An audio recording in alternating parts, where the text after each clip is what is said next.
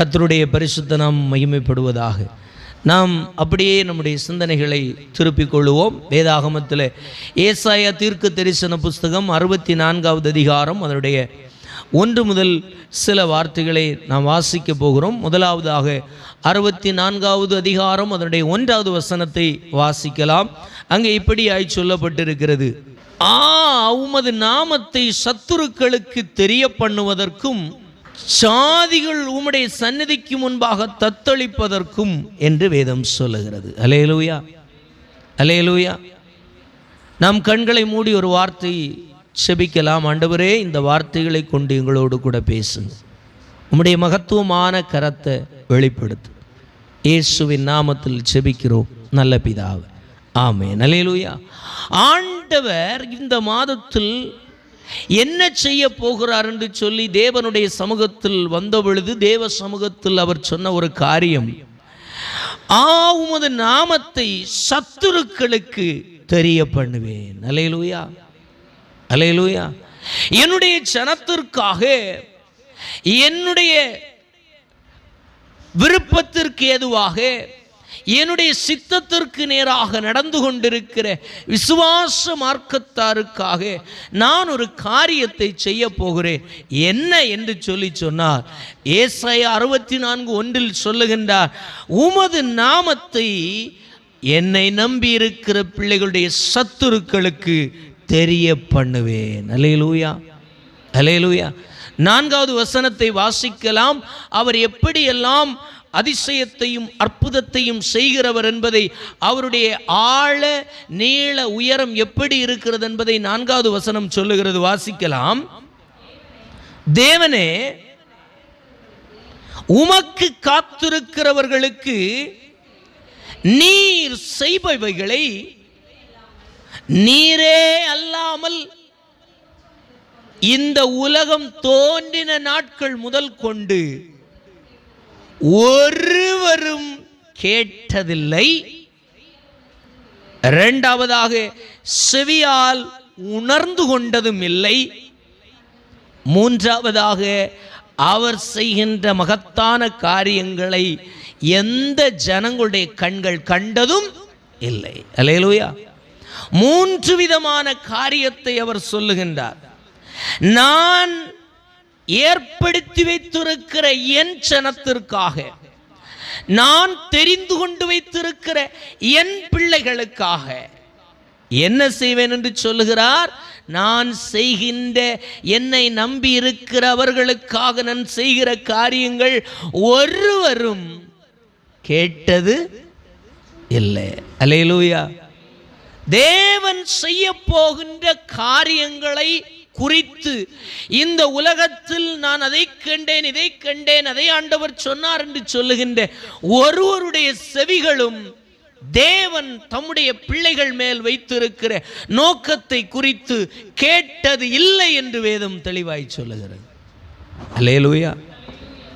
ஏதோ கொஞ்சம் அப்பப்ப சோர்வுகளை மாற்ற, கலக்கங்களை மாற்ற அப்பப்ப ஒரு வார்த்தைகளை ஆண்டவர் தம்முடைய தூதர்களுக்கு கட்டளையிட்டு அனுப்பிவிடுகிறார். அவள்களை கேட்கும் பொழுதே ஸ்தோத்திரம், பல வருஷத்திற்கு பலனடைந்து தம்முடைய பிள்ளைகள் அதில் வாழ்வார்கள். அல்லேலூயா. வாழ்வார்கள், வாழ்ந்து கொண்டும் இருக்கிறார்கள். ஆனால் ஒன்றை புரிந்து கொள்ள வேண்டும். அவர் அழைத்த, அவர் வேறுபடுத்த, அவர் தெரிந்து கொண்ட பிள்ளைகளுக்கு அவர் செய்ய போகிறதை தேவன் தெளிவாய் சொல்லுகின்றார். ஒருவரும் இதுவரை கேட்டது இல்லை. இரண்டாவது, ஒருவரும் இதுவரைக்கும் உணர்ந்ததும் இல்லை. அல்லேலூயா. செவிகளில் இதெல்லாம் நடக்கும் என்று சொல்லி உணர்ந்து கொண்டதும் இல்லை.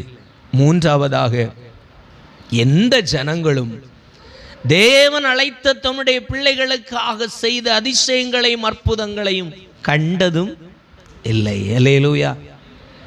ஆனால் தம்முடைய பிள்ளைகளை தெரிந்து கொண்டு அவர்களை வழிநடத்திய வழிகளிலெல்லாம் அந்த சூழ்நிலைமையின் காலத்தில் தோற்று போனது போல, நம்பிக்கை இழந்து போய், ஒருவரும் இல்லாமல் தனிமையின் வழிகளிலே நடந்து போன அவர்கள் உருவ நடந்து சென்ற வழிகளிலெல்லாம் அவர் தான் கூட உண்டென்பதை விளங்கச் செய்து அற்புதமாய் அதிசயமாய் நடத்தி வந்த பாதைகளை எல்லாம் நாம் வேதத்தில் சில முகாந்தரங்களை, சில ஆதாரங்களை பார்க்கின்றோம். அல்லேலூயா. ஆனால் அது நடப்பதற்கு முன்பு எந்த இருதயத்திலையும் என்ன வந்ததில்லை? கேட்டதில்லை. எந்த செவிகளும் கேட்டதில்லை, செவிகள் உணர்ந்தது இல்லை, ஸ்தோத்திர கண்கள் பார்த்ததும் இல்லை. அல்லேலூயா. அப்போ நீங்களும் நானும் அநேக நேரத்தில் ஆண்டவரை பின்பற்றி கொண்டிருக்கிற இந்த உலக வாழ்க்கையில பல நேரம் இதே போன்று நாம் சஞ்சலங்களும் வேதனைகளும் பாடுகளும் அவமானங்களும், அடுத்து நான் என்ன செய்ய போகிறேன், என்னுடைய பிள்ளைக்காக காரியம் என்னவாய் முடியும் என்று சொல்லுகின்ற அங்கலாய்ப்போடு பயணிக்கிற ஒவ்வொரு தேவனுடைய பிள்ளைகளுக்கும் இந்த பகல் வேளையிலே மறுபடியும் ஆண்டவர் சொல்லுகின்றார், நீங்கள் ஒன்றை புரிந்து கொள்ள வேண்டும். அழைத்த தேவன் வைத்திருக்கிற திட்டத்தை இன்னொரு மனிதன் கேட்டதில்லை, அவன் காதுகள் உணர்ந்ததில்லை, எந்த ஒரு மனுஷனும் பார்த்தது இல்லை. அல்லேலூயா. இதை நீங்கள் ஆழமாய் புரிந்து கொள்ள வேண்டும். ஆண்டவர் உங்களை அழைத்திருக்கிறாரா? ஆண்டவர் உங்களை தெரிந்தெடுத்திருக்கிறாரா? ஆண்டவர் உங்களை முத்திரித்திருக்கிறாரா என்று சொல்லுகிறதில் இங்கே தான் நீங்கள் அதிகமாய் விசுவாசத்தில் பிடித்து கொள்ள வேண்டிய இடம். அல்லேலூயா. உலகத்தில் பார்க்கின்ற செல்வாக்குகளை தேடி போகிறது அல்ல, உலகத்திலே போய் அதிகாரங்களை தேடி செல்லுவது இல்லை. இந்த உலகத்தில் பல நேரத்தில் எனக்கு அவரை தெரியும், இவரை தெரியும், என் குடும்ப பலம் என்ன என்று சொல்லி பல விதத்திலே மனிதனுடைய பலத்தினாலும் மனதுடைய ஸ்தோத்திரம் எல்லா பொருள்களினாலும் செய்து காண்பிக்கின்ற ஒரு பலத்தை அல்ல பரிசுத்த வேதம் இந்த இடத்தில் சொல்லுகிறது. அல்லேலூயா. அல்லேலூயா. ஆண்டவர் மட்டுமே துணையாய் கொண்டிருக்கிற மனுஷனுக்கு ஆண்டவர் செய்வேன் என்று சொல்ல அற்புதங்கள் இவைகள். அல்லேலூயா. உங்கள் வாழ்க்கையில் நீங்கள் அனுபவிக்க வேண்டும் என்று சொன்னால் இந்த வழியை பிடித்து கொள்வீர்கள் என்று சொன்னால் அந்த அற்புதங்களை நீங்கள் பார்க்க முடியும். அல்லேலூயா. நீங்கள் பிடித்து கொள்ள வேண்டும், பார்க்க வேண்டும், நான் அறிய வேண்டும், எனக்கு இது நடக்க வேண்டும் என்று சொன்னால் நீங்கள் போக வேண்டிய பாதை கடினமாகத்தான் இருக்கும். அல்லேலூயா. குடும்பம் வராது, கோத்திரம் வராது, ஜனங்கள் வரமாட்டார்கள், பொருளாதாரம் வராது, எல்லாம் வெறுமையாகத்தான் இருக்கும். வனாந்தர பாதையில் நடத்தி வருகின்ற ஒரு தெய்வம் உண்டென்பதை இந்த பகல் வேளையில் நீங்கள் ஒன்று உங்கள் மனதில் பதிக்க வேண்டும். அல்லேலூயா. அல்லேலூயா. எதற்காக தெரிந்து கொள்ளப்பட்டோம், எதற்காக ரட்சிக்கப்பட்டோம், எதற்காக ஆண்டவரை ஆராதிக்கிறோம் என்று சொன்னால் பலதையும் நாம் சொல்ல முடியும். ஆனால் அவைகளுக்காக அல்ல. உங்களிடத்தில் தேவன் உண்டென்பதை, உங்களோடு கூட இருந்து அவர் செய்கிற அதிசயங்களினாலும் அற்புதங்களினாலும் மகத்துவங்களினாலும் உங்களை கொண்டு, இஸ்ரவேல் ஜனங்களை கொண்டு ஒரு பெரிய தேவனை குறித்த வாசத்தை உலகமெங்கும் உண்டாக்கினது போல உங்களை கொண்டு உண்டாக்கும்படிக்கு ஆண்டவர் உங்களை தெரிந்தெடுத்திருக்கிறார். அல்லேலூயா. அல்லேலூயா. ஸ்தோத்திரம். அதுதான் ஆண்டவர் சொல்லுகின்றார், உங்களுடைய சத்துருக்கள் அவருடைய நாமத்தை அறிந்து கொள்ளக்கூடிய அளவிற்கு அவர் என்ன செய்ய போகிறார்? கிரியை செய்ய போகிறார். அல்லேலூயா. உங்களுடைய சத்துரு எது? உங்களை அலைக்கழிக்கிற பிரச்சனை எது? உங்களை கலங்கடிக்கிற பிரச்சனை எது? அவைகளை பாருங்கள். அவைகள் அநேகம் தரம் உங்களோடு கூட போராடி கொண்டிருக்கிறது. இல்லாமைகள், வெறுமைகள், அவமானங்கள், தவிப்புகள் உங்களை நெருக்கி கொண்டே இருக்கிறது. அப்பொழுது உங்களுடைய உள்ளத்திலிருந்து பிறக்கிற ஒரே வார்த்தை, ஆண்டவரும் என்னை மறந்து போனார் போல, ஆண்டவரும் என்னோடு கூட இது இருந்தாரானால் இவையெல்லாம் சம்பவிக்குமா என்று சொல்லுகிறதை அநேக நேரம் மறுபடியும் மறுபடியும் நீங்கள் சிந்தித்து சிந்தித்து உங்களுடைய வாழ்க்கையிலே பயணிக்கின்ற அந்த வழியில ஆண்டவர் இந்த பகல் வேளையிலே சொல்லுகின்றார், அது அப்படித்தான் இருக்கும். அல்லேலூயா. அவர் அழைத்த மனிதனுக்கு, அவர் தெரிந்து கொண்ட பிள்ளைகளுக்கு அவரே கர்த்தராய் இருந்து செய்கிற காரியம் பயங்கரமாய் இருக்கும் என்று வேதம் தெளிவாய் சொல்லுகிறது. அல்லேலூயா. இந்த 5வது மாதத்தில் உங்களையும் பார்த்து என்னையும் பார்த்து ஆண்டவர் சொல்லுகின்றார், அவர் செய்கிற காரியத்தை ஒரு மனிதன் கேட்டதில்லை, ஒரு செவிகளும் உணர்ந்ததில்லை, ஒரு கண்ணும் கண்டதில்லை. அப்படிப்பட்ட மகத்துவமான அதிசயங்களை உங்களுக்காக எனக்காக செய்யும்படிக்கு ஆண்டவர் சித்தம் கொண்டிருக்கிறார். அல்லேலூயா. அப்போ உங்களுடைய பிரச்சனைகள், உங்களுடைய போராட்டங்கள், உங்களுடைய சத்துருக்கள் எது என்பதை நீங்கள் சுற்றி பாருங்கள். உங்களுடைய சூழ்நிலைமைகளை சுற்றி பாருங்கள். பொருளாதாரம் ஒரு எதிரியாக இருக்கிறதா?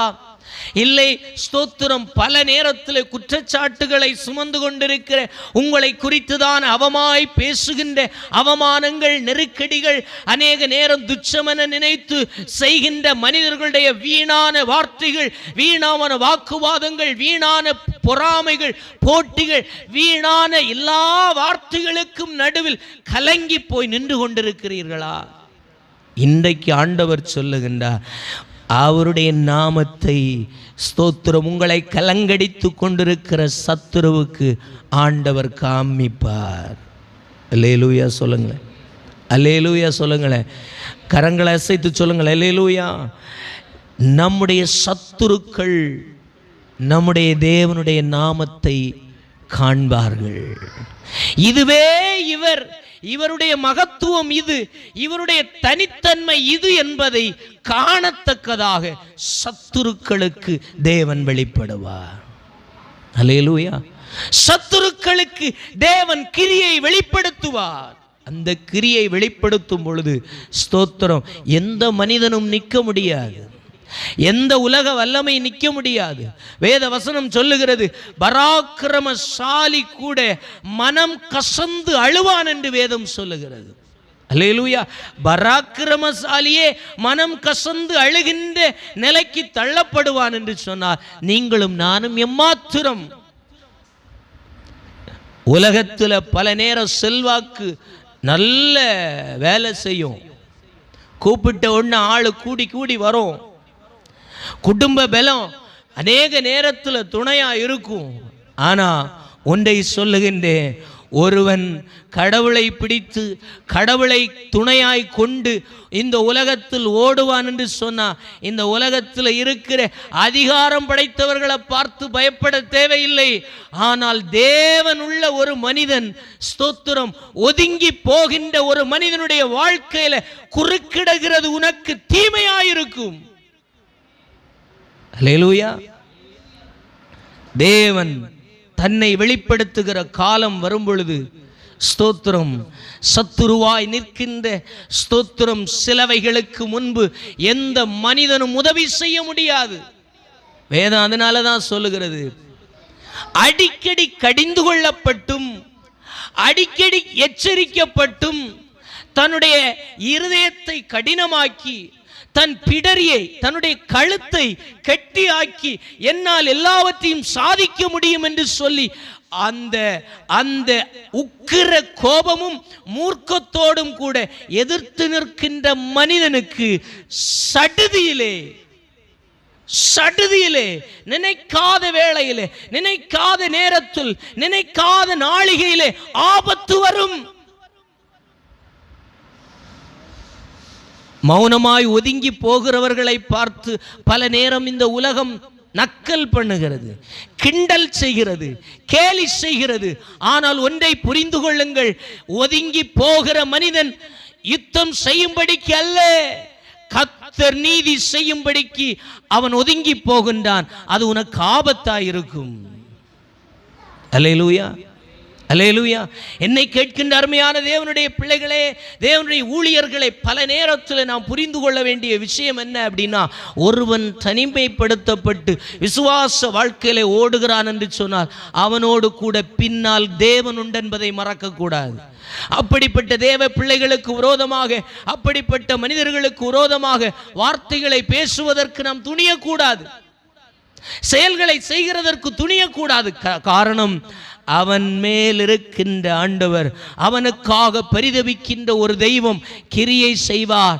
அவர் என்ன செய்வார் என்று சொல்லுகிறது நமக்கு தெரியாது, சொல்லப்படவில்லை, கேட்கப்படவில்லை, உணரப்படவில்லை. எனவே அது எந்த அளவிற்கு மேன்மையானது என்பது நமக்கு தெரியாது. காலம் தன்னை வெளிப்படுத்தும். அல்லேலூயா. யார் யாருக்காக யுத்தம் செய்கிற ஒரு தெய்வம் உண்டு என்று சொல்லி, யார் யாருக்காக யார் யுத்தம் செய்கிறார், யார் பரிந்து பேசுகிறார் என்று சொல்லுகின்ற ஒரு சர்வ வல்லமையுள்ள தேவன் காலத்திற்கு சமயம் கொடுத்திருக்கின்றார். காலம் தன்னை வெளிப்படுத்தும். அல்லேலூயா, ஸ்தோத்திரம், அல்லேலூயா. அநேக நேரம் உபத்திரவங்கள் வரும் பொழுது, நெருக்கங்கள் வரும் பொழுது, பேச முடியாமல் கூனி குறுகி நிற்கும் பொழுது, உங்களுடைய நீதி, உங்களுடைய நியாயங்கள், உங்களுடைய ஸ்தோத்திரம், உங்களுடைய வேண்டும் என்று சொல்லுகின்ற உரிமைகள் கூட பறிக்கப்படும் பொழுது நீங்கள் ஒன்றை புரிந்து கொள்ளுங்கள், உங்களுக்காக கிரியை செய்கின்ற ஒரு தெய்வம் உண்டு. இந்த உலகத்தில் எந்த நீதியும் கிடைக்காது. இந்த மனுஷ வாழ்க்கையில எந்த நியாயங்களும் நமக்கு கிடைக்காது. ஆனால் ஒன்றை சொல்லுகின்றேன், ஆண்டவர் என்று சொல்லுகின்ற ஒருவரை பின்பற்றி கொண்டிருக்கிற மனுஷனுக்காக நீதி செய்கின்ற ஒரு தெய்வம் உண்டு. அவர் நீதி செய்கிறதை குறித்து வேதம் சொல்லுகிறது, 1000 தலைமுறை மட்டும் இரக்கம் செய்கிற தெய்வம். அல்லேலூயா, ஸ்தோத்திரம். துன்மார்க்கத்தனத்தை குறித்து அவர் சொல்லுகின்றார், 7 தலைமுறை மறைக்கும் அவர் மறக்காம இருந்து நீதியை பழி வாங்குகிறவர் என்பதையும் வேதம் சொல்லுகிறது. இரக்கமோ 1000 தலைமுறை, ஆனால் நியாய தீர்ப்போ 7 தலைமுறை. அல்லேலூயா, அல்லேலூயா. அப்படி இருக்கின்ற சர்வ வல்லமையுள்ள தேவன் நம்மை அழைத்து கொண்டு வைத்திருக்கிறது ஏதோ இந்த உலகத்தில் எல்லாரும் போல வாழ்ந்து ஓடி மரிக்கும்படிக்கு அல்ல. நம்மை கொண்டு நம்மோடு கூட ஆண்டவர் இருக்கிறார் என்பதை ஏதோ ஒரு தனித்தன்மையோடு விளங்க பண்ணும்படிக்கு அவர் நம்மை அழைத்திருக்கிறார். அல்லேலூயா. வாசிக்கலாம் 4வது அதனுடைய 1வது வசனத்தை 2வது வசனத்தை வாசிக்கலாம்.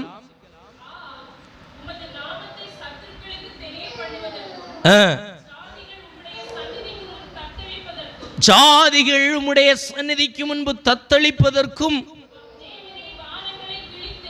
பாருங்க, முதல் ஆண்டவர் செய்கிற காரியம் எப்படின்னா, தேவரீர் வானங்களை கிழித்து இறங்கி அற்புதம் செய்கின்றார். அல்லேலூயா சொல்லுங்களேன், அல்லேலூயா சொல்லுங்களேன். உமது நாமத்தை சத்துருக்களுக்கு தெரிய பண்ணுவேன் என்று சொன்ன தேவன் எப்படி சொல்லுகின்றார்? வானங்களை கிழித்து இறங்கி உனக்காக நான் நீதி செய்வேன், நியாயம் செய்வேன், வழக்காடுவேன், யுத்தம் செய்வேன், உன்னை தாங்குவேன், ஏந்துவேன், சுமப்பேன், உன்னுடைய சகல காரியத்தையும் நான் பார்த்து கொள்ளுவேன் என்று சொல்லுகின்றார். அல்லேலூயா. இந்த உலகத்தில் பல நேரம் நீங்கள் தேடி தேடி போகிறது 4 பேருடைய ஒத்தாசை கிடைக்குமா, 4 பேருடைய கைகோர்ப்பு கிடைக்குமா, 4 பேருடைய கைதட்டல் கிடைக்குமா, 4 பேர் நல்லா பேசுகின்ற ஒரு பெரிய ஸ்தோத்திரம் நற்பெயர் கிடைக்குமா என்று தேடி ஓடலாம். ஆனால் ஒன்றை சொல்லுகின்றேன், ஆண்டவருடைய பிரசன்னத்தை, ஆண்டவருடைய அழைப்பை, ஆண்டவருடைய தெரிந்து கொள்ளுதலை நீங்கள் பிடித்திருக்கிறீர்கள் என்று சொன்னால் இவைகளில் எதுவும் உங்களுக்கு சம்பவியாது. அது எல்லாத்துக்கும் நேர் எதிராகத்தான் நடக்கும். அல்லேலூயா. காரணம் வேதம் சொல்லுகின்றது, ஸ்தோத்திரம், உலகம் உங்களை பகைக்கும், ஆனாலும் திடன் கொள்ளுங்கள், நான் உலகத்தை ஜெயித்தேன் என்று ஆண்டவர் இயேசு சொன்னார். அல்லேலூயா. முன்மாதிரி வைத்து போன இயேசுவே சொல்லிவிட்டார், எப்படி உங்களை சிறைப்படுத்துவார்கள், பொய்யான குற்றச்சாட்டுகளினாலே ஸ்தோத்திரம் சிறையிலே இடுவார்கள், ஸ்தோத்திர சிறைச்சாலையிலே இடுவார்கள், குற்றங்களை புரிவார்கள், உங்களுக்கு விரோதமாக பொய் சாட்சிகளை ஏற்படுத்துவார்கள். எல்லாவற்றையும் ஏற்படுத்தினாலும் ஆண்டவர் சொல்லுகிற வார்த்தை என்ன என்று சொன்னார்? இவைகள் எதுவும் உங்களை சேதப்படுத்தாது, இவைகள் எல்லாவற்றையும் நான் ஜெயித்தேன். அல்லேலூயா, அல்லேலூயா. அவர் எங்கேயும் போராடி ஜெயித்ததாக ஒரு சாட்சியும் இல்லை. அல்லேலூயா. அவர் எங்கேயும் போராடி ஜெயித்ததாக, வாக்குவாதம் பண்ணி ஜெயித்ததாக எங்கேயும் இல்லை. ஆனாலும் ஆண்டவர் சொல்லுகிறார், நான் உலகத்தை ஜெயித்தேன். எப்படி ஜெயித்தார்?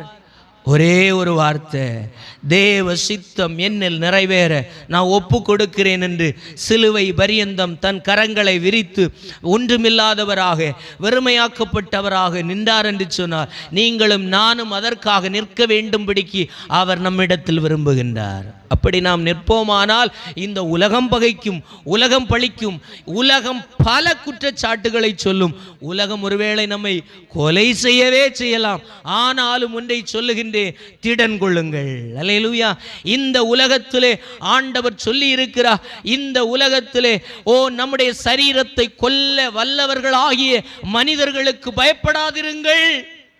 ஏன் சொல்லுகிறார் என்று சொன்னார், இந்த சரீரத்தை மட்டுமல்ல, இந்த சரீரத்துக்குள்ளாக இருக்கின்ற ஆத்துமாவை கொல்ல வல்லவராகிய தேவனுக்கு பயப்படுங்கள். அல்லேலூயா, அல்லேலூயா. எல்லா மனிதனும் இந்த உலகத்தில் மரணம் வந்த பிற்பாடு எல்லாம் முடிந்தது என்று சொல்லி நினைக்கிறான். ஒரு வாழ்க்கை, இந்த ஒரு வாழ்க்கையை நம்ம ஜாம் என்று வாழ்ந்து முடித்து விட்டு போக வேண்டும் என்று ஜாலியா போகிறாங்க. ஆனால் ஒன்றை புரிந்து கொள்ள வேண்டும், இந்த உலகத்தில் வருகின்ற மரணம் அல்ல முடிவு. அல்லேலூயா. கடவுளோடு கூட இல்லாமல் போகின்ற ஒரு ஆத்தும மரணம் இருக்கிறது. பாவம் செய்த அத்தனை மனிதர்களும் அக்கினி கடலில் தள்ளப்படுகின்ற ஒரு பெரிய ஆபத்து நமக்கு பின்பாக இருக்கிறது. நம்முடைய மரணத்துக்கு பின்பு அங்கே நாம் பங்கடைந்து நித்திய காலமாய் தேவனை விட்டு பிரிந்து தேவனை இல்லாத ஒரு இடத்திலே போய் அவலப்பட்டு ஆத்துமாவை கொல்ல நாம் ஒப்பு கொடுக்காதவர்களாய் மாறும்படிக்கு ஆண்டவர் அழைக்கின்றார். அல்லேலூயா. அப்போ ஆண்டவர் சொல்லுகிற காரியம் எப்படி? அவர் முதல் செய்கிற காரியம், உன் சத்துருக்களுக்கு நான் எப்படி வெளிப்படுவேன்? வானங்களை கிழித்து இறங்கி வருவேன். அல்லேலூயா, அல்லேலூயா. இரண்டாவதாக சொல்லுகிறார், வாசிக்கலாம், உருக்கும் அக்கினி எரிகிறது போல உன் சத்துருவுக்கு நான் வெளிப்படுவேன். அல்லேலூயா. இரண்டாவதாக ஆண்டவர் சொல்லுகின்றார், என்னுடைய நாமத்தை உன்னுடைய சத்துருக்கு நான் எப்படி தெரிய பண்ணுவேன் அப்படின்னா, ஒருவனும் கிரியை செய்ய முடியாத, ஒருவனும் எதிர்த்து நிற்க முடியாத அளவிற்கு உருக்குகின்ற அக்கினி எப்படி அவிந்து எரிகின்றதோ அதே வண்ணமாக என்னுடைய கோபத்தின் உக்கிரம் அவன் மேல எரியும்,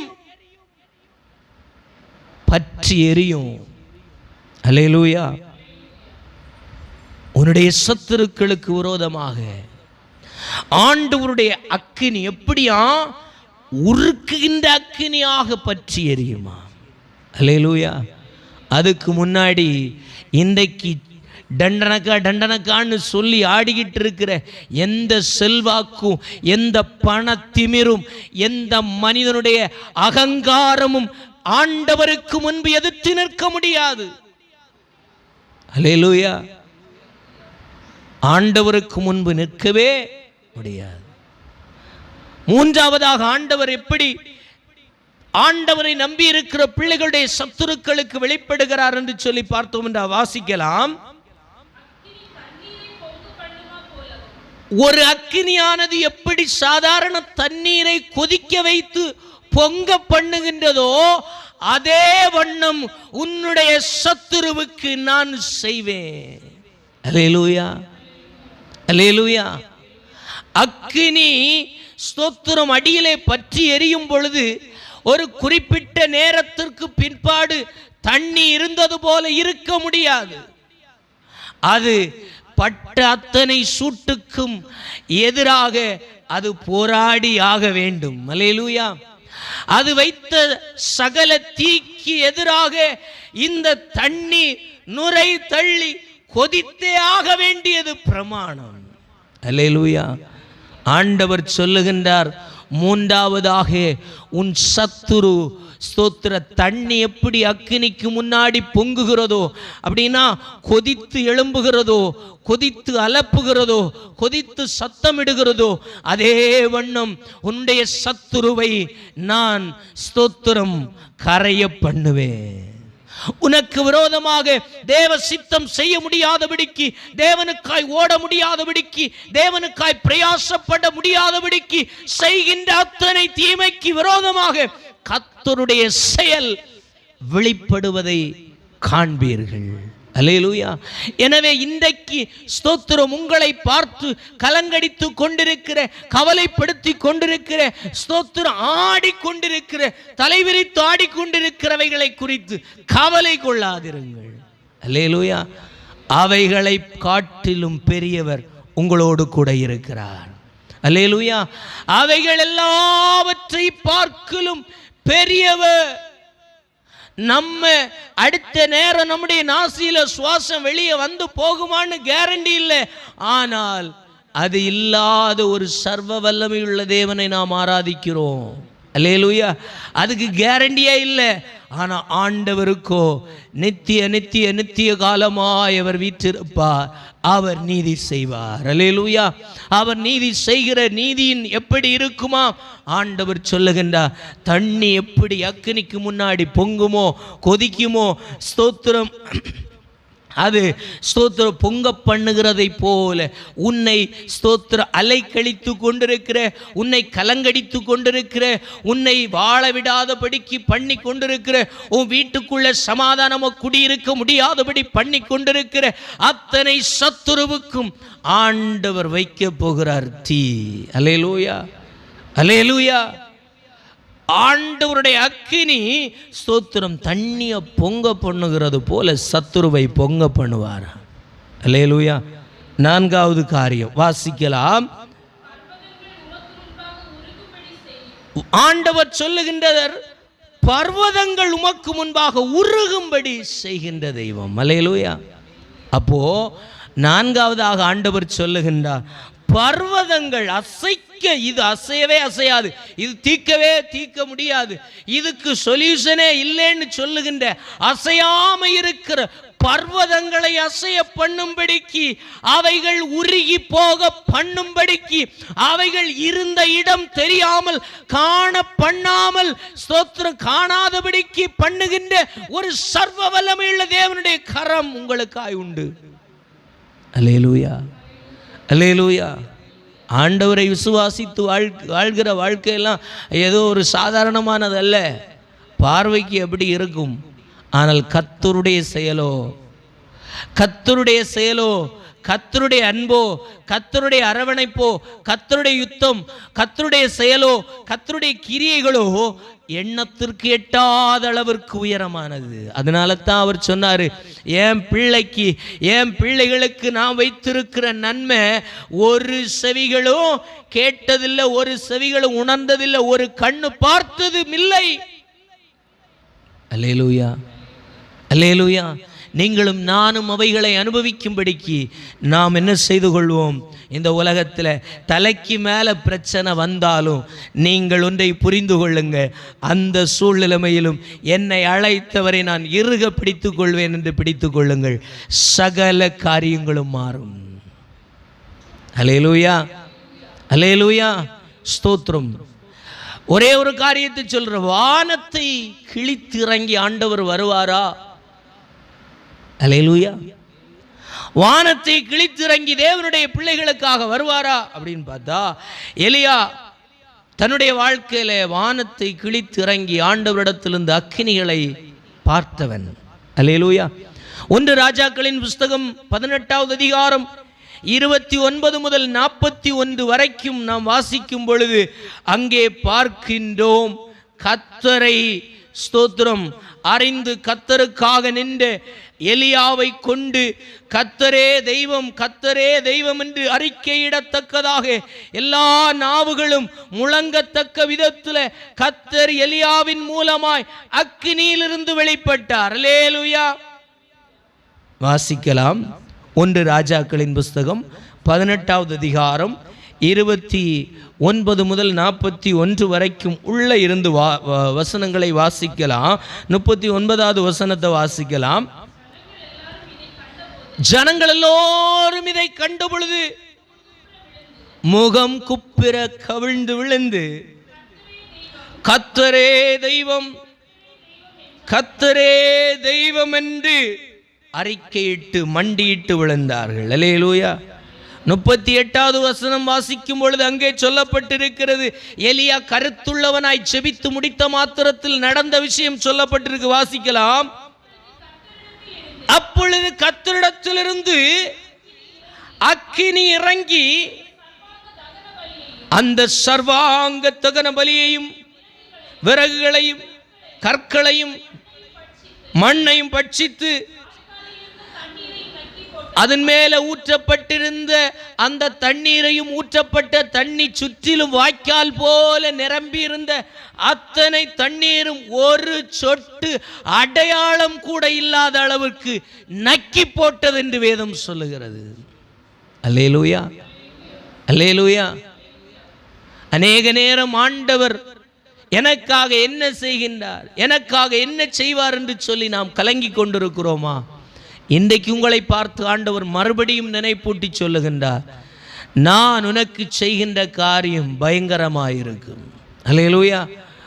உனக்கு எதிராய் நிற்கிற சத்துருக்கள் என்னுடைய நாமத்தை அறிந்து கொள்ளுவார்கள் என்று சொல்லி ஆண்டவர் சொல்லுகின்றார். உன்னை அல்ல, உன்னுடைய பெயரை அல்ல, உன் குடும்ப பெயரை அல்ல, உன்னுடைய செல்வாக்கை அல்ல, உனக்கு உதவி செய்கின்ற அவர்கள் இவர்களை அல்ல, உன்னோடு கூட ஒத்தாசை செய்கின்ற அழைத்த ஒரு தெய்வம் உண்டென்பதை இந்த தேசம் காணும். ஜனங்கள் காண்பார்கள். காணும் பொழுது சொல்லுவார்கள், கர்த்தரே தெய்வம், கர்த்தரே ஜீவனுள்ள தெய்வம் என்பதை அவர்கள் நாவுகள் அறிக்கையிடும். அல்லேலூயா. எனவே அந்த அறிக்கையிட பண்ணுகின்ற ஒரு தெய்வம் உங்களோடு கூட உண்டு. பிரச்சனையை குறித்து கலங்காதீர்கள், போராட்டங்களை குறித்து கவலை கொள்ளாதீர்கள். உங்களை நெருக்கி அழுத்தி கொண்டிருக்கிற, உங்களை பயப்படுத்தி கொண்டிருக்கிற எந்த காரியத்தை குறித்தும் கவலையே படாதுங்க. உங்க முடியெல்லாம் ஆண்டவருடைய கரத்தில் எண்ணப்பட்டிருக்கிறது. ஒரு முடி விழணும்னா கூட கர்த்தர் அனுமதி இல்லாம விழ முடியவே முடியாது. அல்லேலூயா, அல்லேலூயா. ஸ்தோத்திரம். கர்த்தரே தெய்வம் என்று சொல்லி சகல ஜனங்களும் அறிக்கையிடுகிறதுனா சாதாரணமானது அல்ல. அல்லேலூயா, ஸ்தோத்திரம். நம்ம சபையில் சாட்சி சொல்றது போல நம்ம யோசிக்க கூடாது. அல்லேலூயா. கேட்டியா இப்படி நடந்துச்சா, கேட்டியா அன்னைக்கே தெரியும் இப்படியெல்லாம் நடந்துச்சு, ஸ்தோத்திரம், பாத்தியா கடவுள் பெரியவர் அப்படின்னு தெருக்களில் பேசுவார்கள். அல்லேலூயா. அப்படி ஒருவருக்கு ஒரு வீடுகளில் பேசிக்கொள்ளுவார்கள். அப்படி ஒருவருக்கொருவர் தங்களுடைய வாழ்க்கையில் நடந்த காரியங்களை சம்பாஷித்து கொள்ளுவார்கள். ஒருவரோடு ஒருவர் பேசிக்கொள்ளுவார்கள். அப்படிப்பட்ட மகத்துவமான கிரியைகளை செய்கின்ற ஒரு தெய்வத்தை நீங்களும் நானும் ஆராதித்து கொண்டிருக்கிறோம். கைகளை தட்டி ஆண்டவருக்கு நன்றி சொல்லுங்களேன். அல்லேலூயா. அதனால நம்முடைய வாழ்வில் வருகின்ற சகல கவலைகளுக்கும் பிரச்சனைகளுக்கும் போராட்டங்களுக்கும் நம்மை பார்த்துருவே அப்படின்னு சொல்லி இருக்கிற காரியங்களுக்கும் கவலையே படாதீர்கள். இதெல்லாம் இப்போ நேற்று இல்லை. ஸ்தோத்திரம். ஆண்டவர் இயேசு கிறிஸ்து வருகைக்கு முன்பாகவே நடந்திருக்கு. ஆனால் தேவனை சார்ந்திருந்த பிள்ளைகளை எந்த காற்றும் புயலும் எந்த மதகுகளும் தொட முடியல. அல்லேலூயா. கர்த்தர் அனுமதிக்காம ஸ்தோத்திரம் ஒரு பிசாசுக்கும் ஒரு கைப்பிடி மண்ணு கூட தொட முடியாது. அல்லேலூயா, ஸ்தோத்திரம். யோபுவை சுற்றி ஆண்டருடைய வேலி இருந்ததை பிசாசு அறிந்திருந்தான். அல்லேலூயா. மனுஷன் யாருக்கு தெரியாது, நண்பர்கள் யாருக்கு தெரியாது, அவனோடு கூட ரகசிய செயல் இருக்கிறது என்பதை ஸ்தோத்திரம் அவன் அறிந்திருந்தது போல பிசாசும் அவனை சுற்றி ஏதோ ஒன்று இருக்கிறது என்பதை அறிந்துதான் ஆண்டவரிடத்தில் போய் மண்டியிட்டான். அல்லேலூயா. அவர் அனுமதிக்காம நமக்கு இதெல்லாம் நடக்கிறது ஒண்ணுமே இல்லை. அல்லேலூயா. அவர் அனுமதிச்சா மௌனமாய் அவரிடத்தில் காத்திருங்கள். சில நேரம் அனுமதிப்பார், சில நேரம் அவுத்து விடுவாரு, எல்லையெல்லாம் பிடுங்கி விடுவாரு, எல்லாவனும் போகட்டும் அப்படின்னு. ஆனால் அவைகளின் நடுவிலே ஒன்றை நீங்கள் புரிந்து கொள்ள வேண்டும். நம்மை வெளிப்படுத்தும்படிக்கல்ல, நம்மை ஸ்தோத்திரம் வழி நடத்தி வந்த ஒரு மெய் தேவனுடைய செயல் இப்படி இருக்கும் என்பதை விளங்க பண்ணும்படிக்கு பார்வோனுக்கு அதைத்தான் செய்தார். அல்லேலூயா. இஸ்ரவேல் ஜனங்களுக்காக ஆண்டவர் இதைத்தான் செய்தார். புறக்கணிக்கப்பட்டிருந்தார்கள், தள்ளப்பட்டிருந்தார்கள், ஸ்தோத்திரம் அவமானப்படுத்தப்பட்டிருந்தார்கள், உரிமைகள் இழந்து போய் நின்றார்கள். அவர்களுக்கு புசிக்க முடியாது, குடிக்க முடியாது என்று சொல்லுகின்ற நிலையில் அடிமைத்தனத்தில் இருந்தார்கள். ஆனால் அவர்களுடைய கூக்குரலை கேட்டு இறங்கி வந்து அவர்களையே அங்கிருந்து விடுவிச்சு வழியில் அழகா நடத்தி வந்து வனாந்தரத்தில் ஸ்தோத்திரம் காடைகளையும் மன்னாயும் பொழிய பண்ணி போஷித்தார் என்று சொன்னால், ஸ்தோத்திரம் யோர்தான் நதியில் பிளக்க செய்தார் என்று சொன்னால், செங்கடலை பிளக்க செய்து உலர்ந்த தரையை போல கடல்ல நடக்க பண்ணினார் என்று சொன்னார். அவருடைய வல்லமை இன்றைக்கும் குறையவில்லை. உங்களையும் என்னையும் அழைத்திருக்கிறார் என்று சொன்னால், அந்த மகத்துவமான வானங்களை கிழித்திறங்குகிற அக்கினியால் தம்மை வெளிப்படுத்துகின்ற தெய்வம் இன்றைக்கும் இருக்கிறார் என்பதை மறந்து போகாதிருங்கள். அல்லேலூயா, அல்லேலூயா. 2 ராஜாக்களின் புஸ்தகம் 1வது அதிகாரம் 10வது வசனத்திலும் 12வது வசனத்திலும் நீங்க பார்த்தீங்கன்னா, அங்கேயும் எலியாவை கொண்டு ஆண்டவர் அக்கினியை இறங்க பண்ணுகின்றார். அங்கே அதிகார பலன், ஸ்தோத்திர அதிகார பலத்தை கொண்டு அவனை பயப்படுத்தி, நீ இப்ப வந்தாகணும், இல்லைன்னா உன்னை இப்படி செய்திருவேன் அப்படி செய்திருவேன் என்று சொல்லி மிரட்டி கொண்டு ஒரு பெரிய பட்டாளமே வந்து நிக்கி. ஆனால் எலியா தனித்து நிற்கின்றான். அவன் தனிமையிலே ஒரு காரியம் இருந்தது. அவன் தனிமையிலே ஒரு துணை தேவன் இருக்கிறார் என்கின்ற ஒரே ஒரு நம்பிக்கையோடு அவன் அங்கே நின்று கொண்டிருந்தான். அங்கே என்ன நடந்தது? 10வது வசனத்தை வாசிக்கலாம். அப்பொழுது எலியா பிரதியுத்தரமாக, நான் தேவனுடைய மனுஷனானால் அக்கினி வானத்திலிருந்து இறங்கி பட்சிக்கு கடவது என்றார். 12வது வசனத்தை வாசிக்கலாம். பிரதியுத்தரமாக,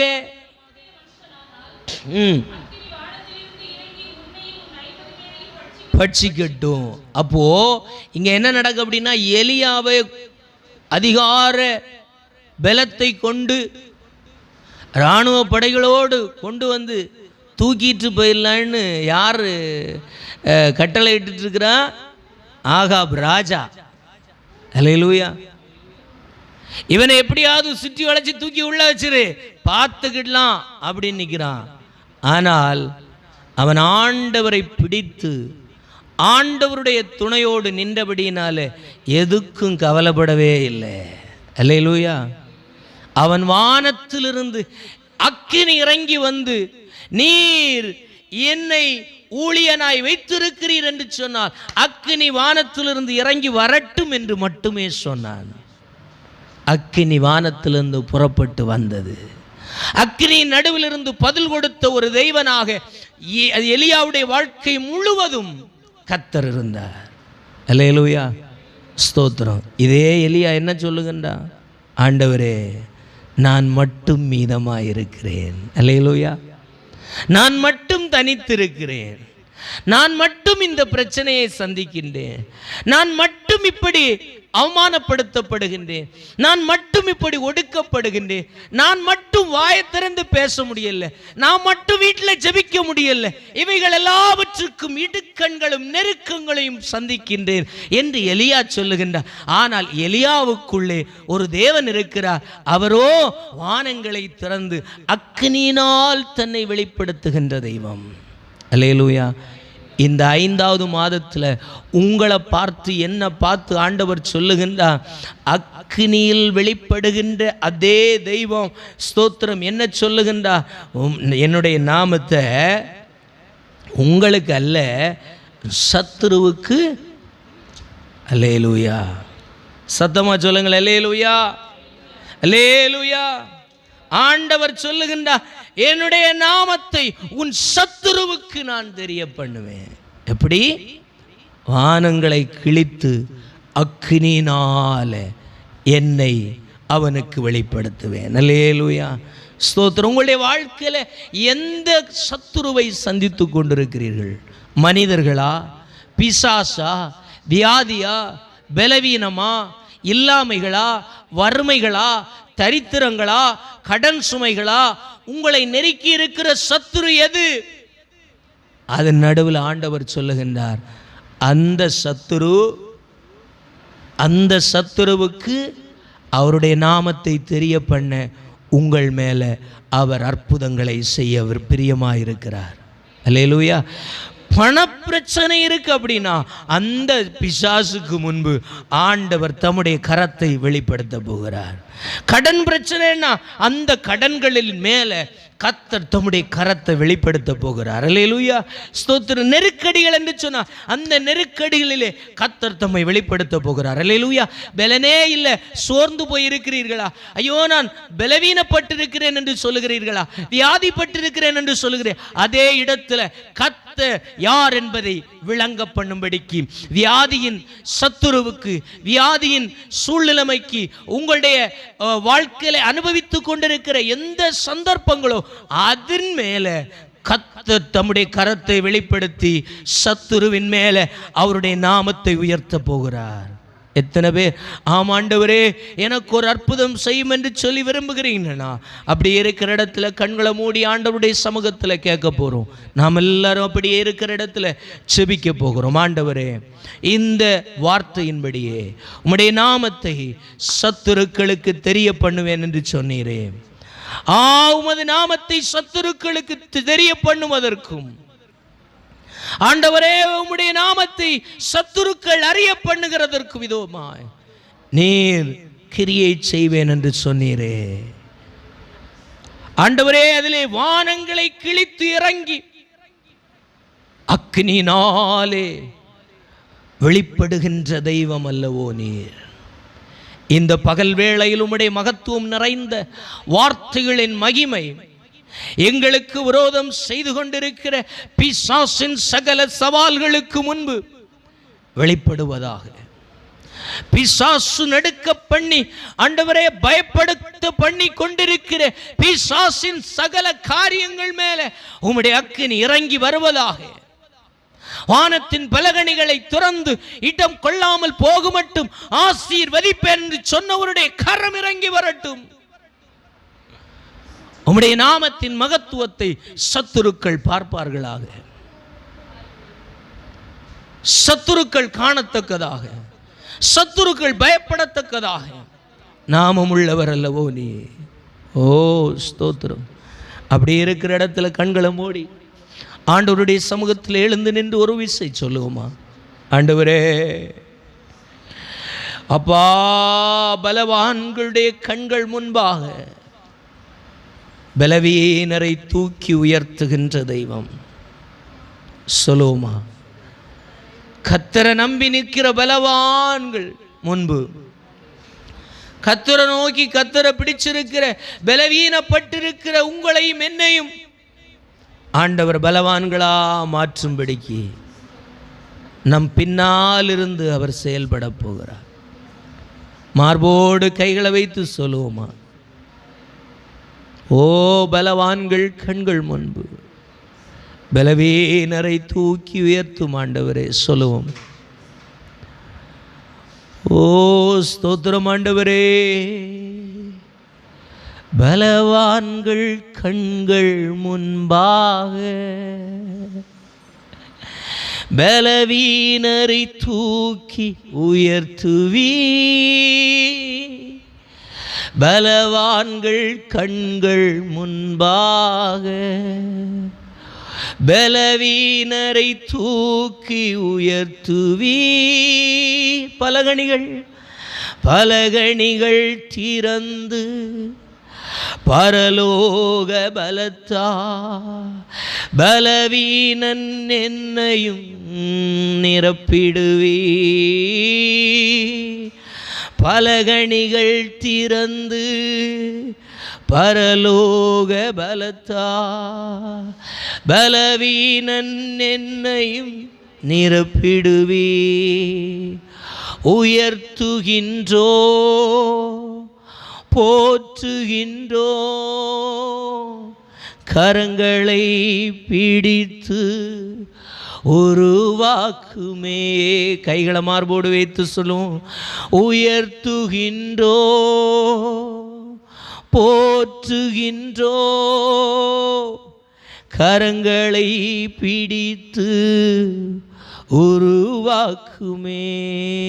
ஓ உயர்த்துகின்றோ, போற்றுகின்றோ, கரங்களை பிடித்து உருவாக்குமே. ஆண்டவரை பார்த்து சொல்லும். ஆண்டவரே நான் பலவீனன், ஆண்டவரே நான் எந்த காரியத்தையும் செய்கிறதற்கு பலனற்று போனவன், நான் பலவீனன் ஆண்டவரே, பலவீனள். என்னுடைய பலவீனத்தை நீர் அறிந்திருக்கிறீர். என் பலவீனத்தை நீர் அப்பா நன்றாய் அறிந்திருக்கிறீர். என் பலவீனத்தில் நீர் வெளிப்படும் ஆண்டவரே. என் பலவீனத்தை பார்த்து யாருமில்லை என்று சொல்லி கண்டு, உதவுவார் யாருமில்லை என்று சொல்லி எண்ணி, ஆண்டவரே சத்துருவாய் நின்று போராடுகிற சத்துருவுக்கு நீதி செய்தருளும் ஆண்டவரே. உம்முடைய கரத்தில் ஒரு நீதி உண்டாகட்டும் ஆண்டவரே. அக்கிரமமாய் நியாயமாய் செய்கின்ற சகல செயலுக்கும் ஒரு நீதி செய்கிற தெய்வம் உண்டு என்பதை தேசம் காணும்படிக்கு ஜனங்கள் அறிக்கையிடத்தக்கதாக, உம்முடைய நாமத்தை அறிக்கையிடத்தக்கதாக பலகீனனாகி எனக்கு துணையாய் வாரும் ஆண்டவரே. என் பொருளாதாரம் எனக்கு சத்துருவாய் நின்று பயப்படுத்தி கொண்டிருக்கிறது. நாளைக்கு என்ன செய்வேன், நாளைக்கு என்ன நடக்கும்னு சொல்லி என்னை பயமுறுத்தி கொண்டிருக்கிறது. அப்படிப்பட்ட பொருளாதார சத்துருவுக்கு விரோதமா என் ஆண்டவர் எனக்கு துணை நிற்பீராக. சொல்லுங்க சொல்லுங்க சொல்லுங்க. உங்களுக்கு சத்துரு எது? உங்களை எதிர்த்து நிற்கிற, உங்களை பயப்படுத்தி நிற்கிற, உங்களை கலங்கடித்து நிற்கிற சத்துரு எது? அதை பார்த்து ஆண்டவரிடத்தில் கேளுங்க. ஆண்டவரே என்னை பயப்படுத்துகிற சத்துரு இது, ஆண்டவரே இதற்கு விரோதமாக எனக்கு ஆயுத்தம் செய்யுங்க. உம்முடைய கரத்தை வெளிப்படுத்துங்கப்பா. உம்மை மட்டும் நம்பி நிற்கிறோம் ஆண்டவரே. நீர் பெரிய காரியங்களை செய்தருளோ. எங்களை உம்முடைய கரத்தில் ஒப்பு கொடுக்கிறோம். பலவான்கள் நுடைந்து போகத்தக்கதாய், பலவான்கள் கண்கள் ஆச்சரியப்படத்தக்க விதத்தில் பலவீனரை தூக்கி நிறுத்துங்க ஆண்டவரே. பொருளாதாரத்தில் நலிவடைந்து கிடக்கிற உம்முடைய ஜனத்தை தூக்கி நிறுத்துங்கப்பா ஆண்டவரே. கவலைகளிலே நெருக்கப்பட்டு சஞ்சலப்பட்டு இருக்கிற உம்முடைய பிள்ளைகளை தூக்கி நிறுத்துங்க. சமாதானத்தில் தூக்கி நிறுத்துங்க.